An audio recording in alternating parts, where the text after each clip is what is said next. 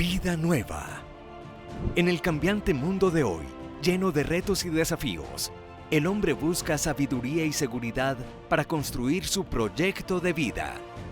El Evangelio de Cristo siempre tiene respuestas luminosas y verdaderas frente a las grandes preguntas que hoy nos formulamos. Ante la soledad, el desamor, la crisis moral y espiritual, las enfermedades emocionales, el cambio de época, la destrucción de la familia. Te invitamos a tener una vida nueva para que encuentres una manera distinta de mirar tu existencia, tus relaciones, tu trabajo, tu propia historia. Te esperamos. De entrada quisiera saludarlos a todos y decirles que ninguno de nosotros se escapa a una realidad que es la de la imaginación. Esa mente, esa cabecita loca, esa imaginación a veces disparada es una máquina que produce permanentemente pensamientos, imágenes, emociones y con ellas sentimientos. Cuando son negativos nos generan angustia, preocupación, turbación, y cuando son positivos nos generan alegría y gozo. No sé qué hay en nuestra imaginación, pero el ser humano y la vida como sacerdote, pastor de almas, me ha mostrado que la gente es más imaginativa para el dolor, para la tragedia, para la desesperanza, que la llena de miedo y abatimiento, que la gente ser imaginativa para el optimismo, la esperanza. De hecho, nadie se escapa a esta realidad y cuando miro en las redes sociales los comentarios que ustedes colocan, uno ve las dificultades, ve los sufrimientos y las luchas de ustedes cuando piden por la salud de un ser querido, cuando piden por el empleo de un familiar, cuando piden por el matrimonio propio o el de alguno de los hijos, cuando hablan de una lucha moral con el licor, con la droga, con el juego, la ludopatía. Cuando uno ve ese futuro a veces con un poquito de desesperanza, yo encuentro en los comentarios de ustedes que a veces imaginamos la vida con dolor. Y eso precisamente me llevó como a plantear esta reflexión, esta enseñanza para compartirla con ustedes, esta sabiduría. De hecho, este cuadro que ustedes ven acá me inspiró también para algo, porque yo pensaba orando en el sufrimiento de la gente. Yo dije, los que nos escriben, te los encomiendo, Señor, bendícelos, fortalécelos. Pero mirando precisamente esta imagen que ustedes contemplan al lado mío, yo pensaba cómo serían las preocupaciones de Jesús, cómo serían los dolores de Jesús, que fue completamente hombre, plenamente humano. Y él, claro, se preocuparía por su madre María, por su papá adoptivo José, por los familiares, los apóstoles, pero su corazón era mucho más universal que el nuestro y por eso su preocupación es más grande que la nuestra y sus inquietudes, sus angustias son mayores que las nuestras. Jesús, a diferencia de nosotros, uno se preocupa mucho por su familia, por los seres queridos, uno sacerdote por la grey, ustedes son la grey, el rebaño que uno tiene que cuidar y orar de esta manera digital o a través de redes sociales. Y pensaba Jesús cómo sufriría y se preocuparía por los pecadores para que se convirtieran, por los enfermos para que fueran fuertes en su enfermedad y para que se sanaran, por los pobres para que tuvieran un pedazo de pan. Cómo Jesús sintió compasión del joven rico y dice que lo miró con misericordia. Cómo decía que los niños se acercaran a él y les ponía la mano en la cabeza. Cómo Jesús vio a Mateo, el el publicano, cobrador de impuestos, otro evangelista lo llama Leví, y se compadece de él. Cómo ve un ciego, un paralítico, un sordomudo. Cómo nos dicen los evangelios que Jesús se compadecía porque estaba la multitud como ovejas, sin guía, sin pastor. Entonces, si tú tienes dolor por tu familia, por un ser querido, por un hijo, por tu matrimonio, por tu empleo, por la salud de gente cercana, ¿cuál sería el dolor de Jesús y la preocupación de Él por pobres, por enfermos, por pecadores, por multitudes que estaban como ovejas sin pastor? Pero yo voy más allá y mirando este cuadro y contemplándolo, que me sirvió como de inspiración para esta reflexión, pensaba y le preguntaba a Jesús, ¿tú cómo haces? ¿Tú cómo haces para manejar tu sufrimiento? ¿Tú cómo no te dejaste embargar por el dolor? ¿Cómo te sobrepusiste a las pruebas? ¿Cómo no te dejaste deprimir ante la adversidad? ¿Cómo llevaste en peso el sufrimiento de tantas personas y sin embargo mantuviste resiliencia? Te levantaste en medio de las dificultades. ¿Cómo diste ánimo a todos? ¿Cómo conservaste esa entereza en medio de la agonía de la crucifixión? Y esas respuestas que yo quiero compartir con ustedes, que las he meditado en oración, nos van a servir a todos. Y cuando nos escriban y nos dicen, Padre, por la salud de esta persona, por la necesidad de la otra, por la conversión de la otra, por el alma del purgatorio, la que ya falleció, de este otro ser querido, piensa en estas tres palabras, porque Jesús sufrió por los que murieron, sufrió por los enfermos, sufrió por los que no se convertían, sufrió por los pecadores, sufrió por los viejos, sufrió por los solitarios, sufrió por los que no creían, pero Él manejó el sufrimiento, porque fue plenamente hombre, manejó el sufrimiento de una manera distinta de nosotros. Y es aquí donde están entonces estas tres palabras que creo que te pueden servir muchísimo, tres claves, de una manera muy pedagógica y muy sencilla, que son aplicables en la vida. Cuando yo miro el conjunto de los evangelios que leemos y se repiten periódicamente hasta que los sacerdotes los aprendemos hasta la saciedad, descubro una primera clave que quiero compartirla contigo, y es que Jesús encontró en la oración una fuente de serenidad. Jesús encontró en la oración una fuente de serenidad. Los evangelistas, pero de manera particular Lucas, nos dice que Jesús oraba largas horas en la noche, a cielo abierto, en soledad, en intimidad con el Padre Dios. Y estoy convencido que esa oración lo serenaba después del fragor del día, después del atafago de actividades, después de ver el sufrimiento de la gente, y él no se sentía apabullado, aplastado por ese dolor, porque él encontraba paz, fortaleza y serenidad en la oración.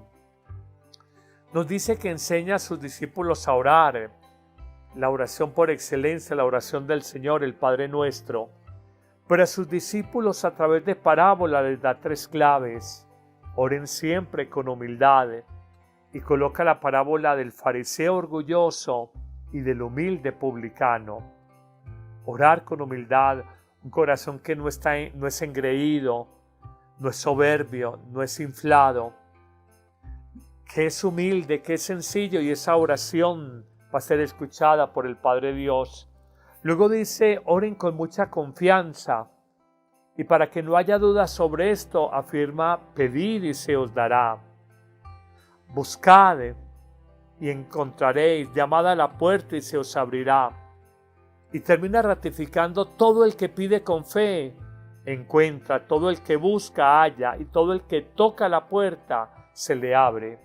Dios nos invita a orar, 1, con humildad, la parábola del publicano y el fariseo; 2, a orar con gran confianza; y 3, a orar con perseverancia. Y nos coloca la parábola de la mujer que a un juez duro de corazón de la época: hágame justicia. Y le dice, esta mujer está muy cansona, y dice: si no le hace justicia por ser juez, por lo que le toca como en su cargo, en su rol de juez, lo va a hacer por quitarse la insistencia y la intensidad de esta mujer. También en ese sentido hay otra parábola del amigo que le pide pan a medianoche: dame para una visita que me llegó, y dice: le dará alimento, sino por amistad, por lo inoportuno que es su amigo. Por eso hoy te invito a que hagamos todos los días, busca el mejor espacio en la mañana, en la noche, lo que yo llamo una oración de serenidad, de calma, entregándole al Señor como tu vida, tus necesidades, tu familia, tus sufrimientos. Pero Jesús también descubrió que ora en los grandes momentos de la vida. Antes de escoger el grupo de los 12, que serían los apóstoles con los que fundaría la iglesia, nos dicen los evangelistas que Jesús pasó la noche en oración. Nos dice también Lucas que cuando se transfiguró en el Tabor, Jesús estaba orando. Cuando se transforma frente a Pedro, Santiago y Juan. Y encontramos que en Getsemaní, en este huerto de los olivos, que era un huerto privado, Jesús oraba con tal intensidad que sudó sangre, un fenómeno que se conoce como hematidrosis, sudor de sangre, y es que hay una cierta ruptura de los vasos capilares, y ante la angustia y el sufrimiento Jesús ora en momentos tan puntuales de su vida como la escogencia de sus discípulos, la transfiguración, Getsemaní, amén de que se fue 40 días al desierto de Judea a estar en ayuno y en oración, justo antes de empezar su vida, su ministerio público. Finalmente, en ese primer punto descubrimos algo, que Jesús ora por los suyos. La oración sacerdotal del capítulo 17 de San Juan, que la recomiendo y es preciosa. Jesús habla desde toda la angustia y la carga emocional de un hombre que sabe que va a ser sacrificado, que lo van a capturar, que va a padecer, que lo van a crucificar, que lo van a matar. Él entiende eso y ora en dos sentidos. Uno, oro por mis apóstoles, mis discípulos, y por los discípulos de ellos, y los discípulos de mis discípulos, hasta llegar a nosotros. Desde ese tiempo, hace 2000 años, Jesús ora por ti y por mí. Y dice algo el Padre Dios: están en el mundo, pero no son del mundo, presérvalos del mal. Jesús sabe de nuestra debilidad, de nuestras angustias, cuando hay un familiar enfermo, cuando hay un desempleo en la casa, cuando la economía no está bien, cuando hay un problema de relación afectiva, un conflicto. Jesús sabe de nuestro dolor, pero ya desde hace 2000 años, en esa oración de intercesión, oración sacerdotal, como sacerdote intercesor al Padre Dios, y nos dice que estando en el mundo, no somos del mundo, que nos cuide del mundo y que nos libre del mal. Hoy confíe en esa oración sacerdotal de Jesús. Pero hay una segunda clave que yo quisiera compartir contigo: cómo Jesús maneja los sufrimientos y nos va a ayudar a nosotros a manejar nuestros sufrimientos. Y él descubrió una verdad muy bonita, y es que Jesús es un hombre de acción. Es un hombre de acción. ¿En qué sentido?, me preguntarán ustedes.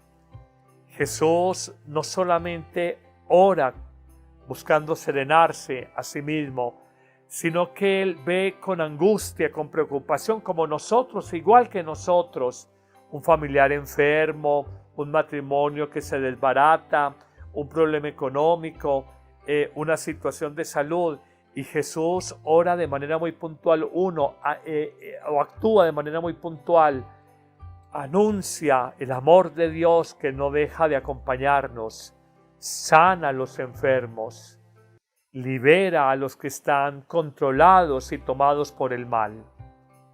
Entonces Jesús tiene una serie de acciones y me pone a mí a pensar, no es simplemente la oración, él no es un espectador pasivo, sino que es un protagonista activo de todas estas situaciones. Jesús actuaba, él da pan y pescado, ciertamente, pero más allá de dar el pescado, invita a sus discípulos, sean pescadores de hombres. Eso es muy bonito. Claro, da el pan y multiplica el pescado, pero dice, sean pescadores de hombres. Luego dice algo muy bello, sanaba al tullido, al paralítico, pero le dice luego, toma tu camilla y ponte a andar. O sea, no te quedes simplemente recibiendo el milagro, tienes ya ahora que luchar por tu vida. Esa que te sirvió como excusa para estar paralizado tu camillo, tómala y empieza a caminar en la vida.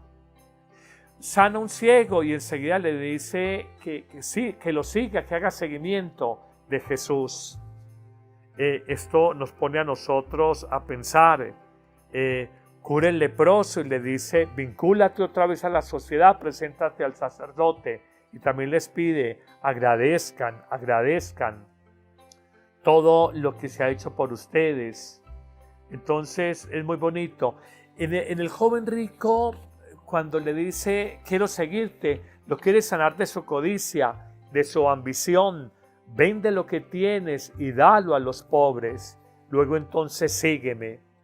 ¿Qué indica esto frente a los problemas de la vida? Jesús actúa e invita a los suyos a actuar. Jesús entra en acción e invita a la acción a los suyos. Eso hoy que nos dice a nuestra vida.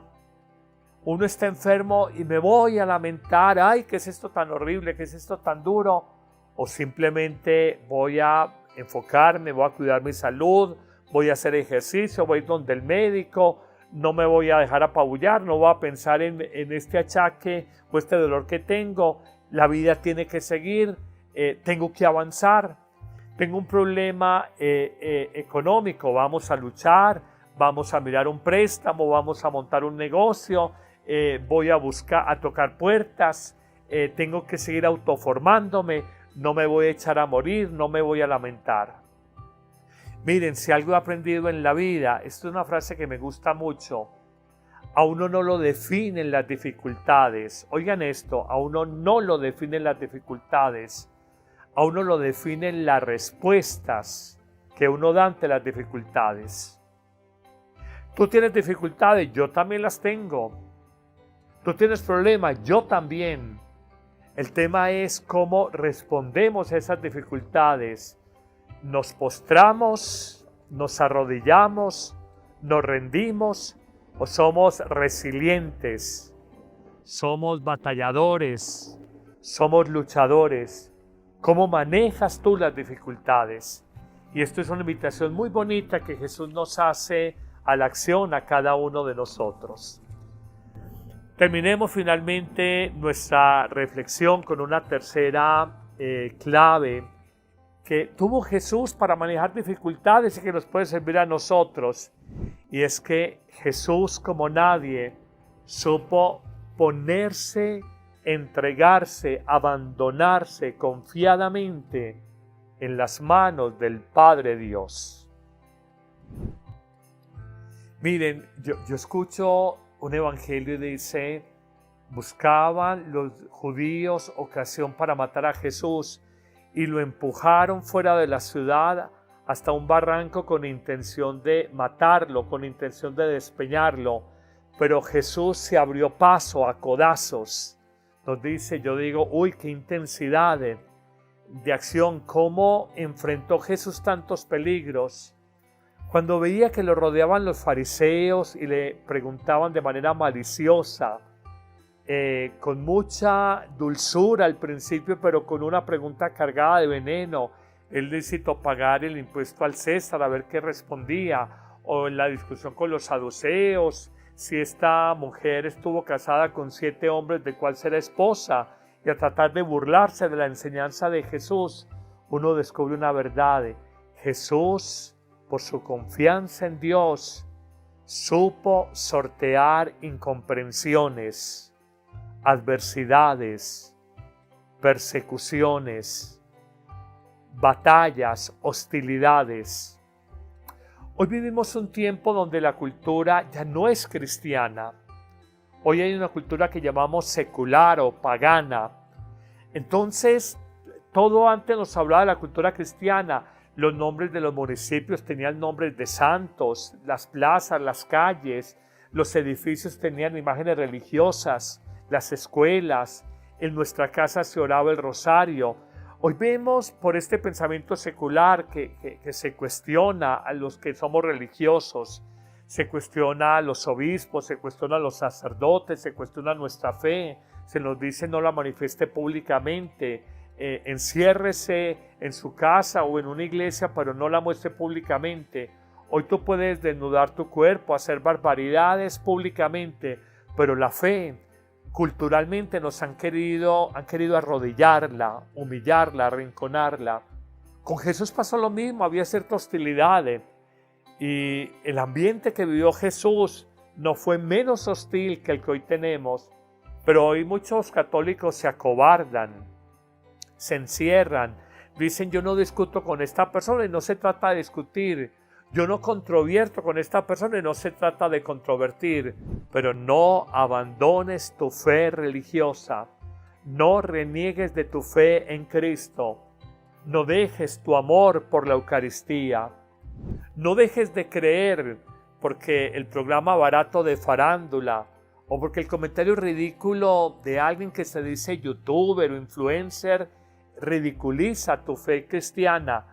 Y eso le pasa mucho a los jóvenes que, creyendo por la formación en la casa, se dejan influir por el ambiente cultural externo, que ya no es una cultura cristiana, sino una cultura secular. Jesús, confiando en Dios, sorteó dificultades, superó hostilidades, tuvo resiliencia, se levantó de donde parecía imposible levantarse y salió adelante. Hoy yo te invito para que pongas toda tu confianza en Dios. Que digas como el apóstol Pablo que vivió persecuciones, naufragios, hambre, atentados de muerte. Que diga, sé en quién he puesto mi confianza. O como también decía él, todo lo puedo en Cristo que me fortalece. O también decía Pablo, cuando me siento débil, entonces soy fuerte, porque mi humildad se manifiesta perfecta el poder y la grandeza de Dios. Esto es muy bonito. Y quiero que coloques tus oraciones, los enfermos, los difuntos, los que están mal en su matrimonio, los que están sin empleo, colócalos, oro y yo digo, por todos ellos los encomiendo. Pero quiero que aprendas tus dificultades a canalizarlas. Aprendas a manejarlas de otra manera y entender que 1, Jesús oraba para serenarse. 2, Jesús actuaba e invitaba a la acción a los demás. Te sano y ahora lucha por ti mismo. Te doy pan, ahora lucha por ti mismo. Te multiplico el pescado y ahora sé pescador de almas, pescador de hombres. Siento compasión por la multitud, pero ustedes luchen. Te sano de tu parálisis, pero ahora toma tu camilla y emprende el camino en tu vida. Jesús luchaba. Y finalmente la tercera actitud, Jesús se confía, se abandona activamente en las manos providentes del Padre Dios. Quiero darte la bendición de todo corazón, orar por tus necesidades, pero no te me vas a angustiar. Con calma, que en Dios todo lo podemos. Todo es posible para aquel que cree.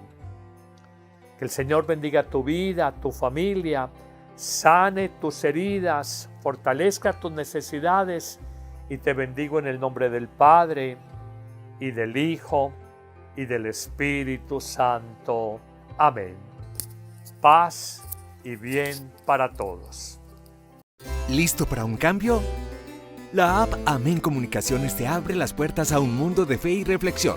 Con un solo clic podrás acceder a misas, oraciones y contenido que nutre tu alma.